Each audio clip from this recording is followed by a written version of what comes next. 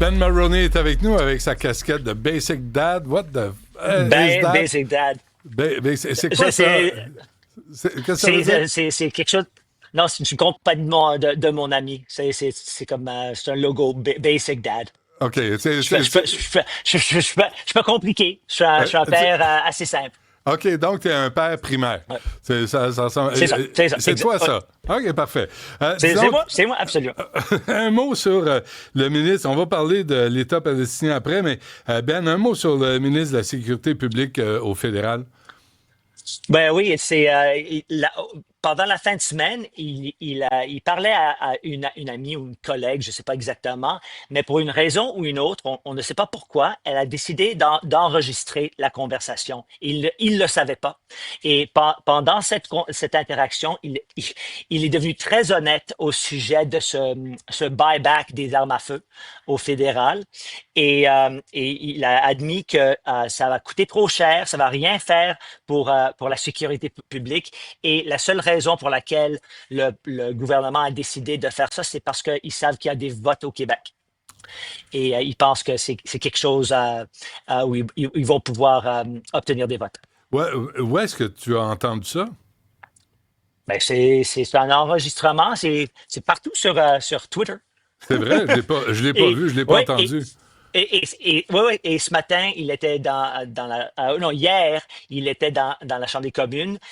Et il a été bien attaqué par Pierre Poilievre et Je comprends. un nombre de membres du Parti conservateur. Alors, Mais je me demande, mais Benoît, tu es au Québec, qu'est-ce que tu penses de cette analyse que ce programme pour acheter les armes à feu va être populaire au Québec?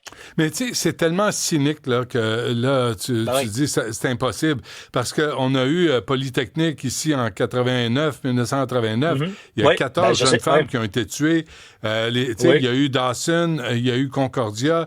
oui, On a eu des fusillades. Il y a eu la mosquée de oui, Québec. Là, tu dis, oui, on veut pas que les armes à feu soient utilisées à ces fins-là.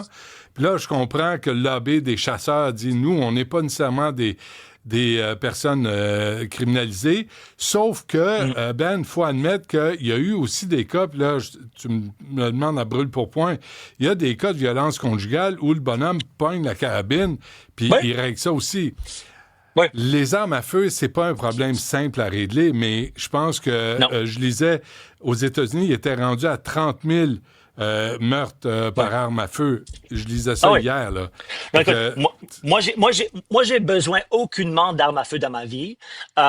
Et je pense que absolument, il y a certaines, il y a certaines prohibitions qui sont absolument acceptables. Mais il me semble, à chaque année, à l'anniversaire du massacre à la Polytechnique, le Parti libéral fait quelque chose, c'est une grande performance à chaque année. Et à chaque année, il utilise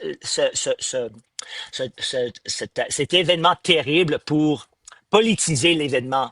Et ouais. j'ai toujours eu un problème avec ça. Parce que oui, absolument, il y avait un certain niveau de prohibition qu'il fallait achever, mais je pense qu'on est là maintenant. Maintenant, Ouais. il faut Mais des attaquer le vrai Uzi, problème, c'est les armes à feu illégales. ouais, des Uzi, des mitraillettes, tout ça, on n'a pas besoin Ah de oui, ça, là, oui. tu sais. Ben, on n'a pas Faut, besoin de ça du tout. ben non, mais puis il faut pas oublier, Ben, le registre des armes à feu sous ton ami Jean Chrétien, tu sais, ça a coûté Ouais. 2 milliards. 2 milliards Oui. avec fuck all résultat, là. Oui, ben c'est exactement. Et de plus en plus, surtout à Toronto et partout dans le GTA, le vrai problème ici, c'est les armes à feu illégales qui arrivent des États-Unis. Ouais. Et il me semble que le gouvernement ne priorise pas ce problème parce que Mm. ils vont trouver les armes à feu des chasseurs plutôt que de vraiment attaquer le problème ici.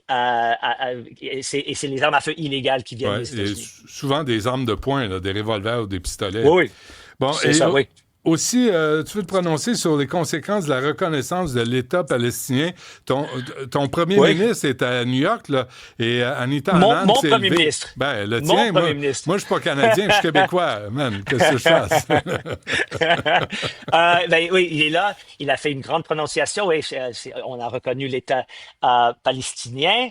Et le Hamas a fait... a publié un communiqué de presse où ils ont essentiellement remercié pour la troisième fois le gouvernement canadien. Et ils n'ont pas parlé des préconditions, les post-conditions de M. Carney. Ils n'ont pas Ouais. parlé de le désarmement, les otages, de prioriser des élections démocratiques. Rien, quoi que ce soit. Absolument non.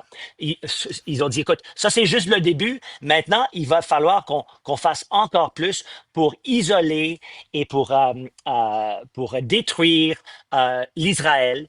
Et il faut ramasser tous les chefs parce que ce sont des criminels de guerre. Et donc, c'est ça qui, pour eux, c'est ça qu'ils voient. Pour eux, il y a pas de, il y a rien à voir avec les élections, rien à voir avec des armées, rien à voir avec le Hamas, qui va rien à voir avec le gouvernement de ce nouveau État palestinien. Pour eux, c'est OK. Maintenant que vous nous avez donné ça, maintenant on veut la destruction de l'Israël. Ouais. Et je ne sais pas comment on réagit, là. Je ne sais pas, tu sais, là, Trump sort, puis lui, il n'est pas d'accord. Puis évidemment, dès que Trump dit une chose, ça veut dire que c'est faux ou c'est un mensonge ou c'est violent. Mais à travers tout ce qu'il dit, Trump, de temps en temps, pas souvent, mais de temps en temps, tu dis, là-dessus, il a mis le doigt sur le problème. Oui, et à ce sujet, il a une clarté de vue que je respecte entièrement.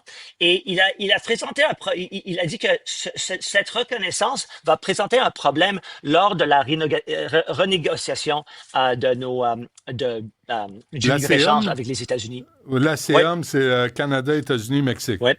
Ah oui? Pourquoi? Et je pense que parce que pour lui, je sais pas, mais ça peut être quelque chose à voir avec le fait que on a ouvert le pays à genre, des centaines et des centaines de Palestiniens sans vérification. de background check, sans vérification. Je sais pas, c'est peut-être ça, mais il y a aussi, mais aussi c'est parce que il est à 100% allié à l'Israël. Et pour lui, c'est un vrai problème. En plus de ça, il y a 25 membres de Congrès qui ont envoyé une lettre à M. Carney pour lui dire que le Canada va souffrir des conséquences punitives à cause de ça. Ah, oui. Je ne sais pas exactement ce que ça veut dire, mais on n'a pas besoin de plus de tarifs. Ouais, non, et Mark Carney devrait écrire un livre, L'art de se faire des amis. Hein? Je pense qu'il est vraiment très fort là-dedans. Ben Mulroney, merci. À demain.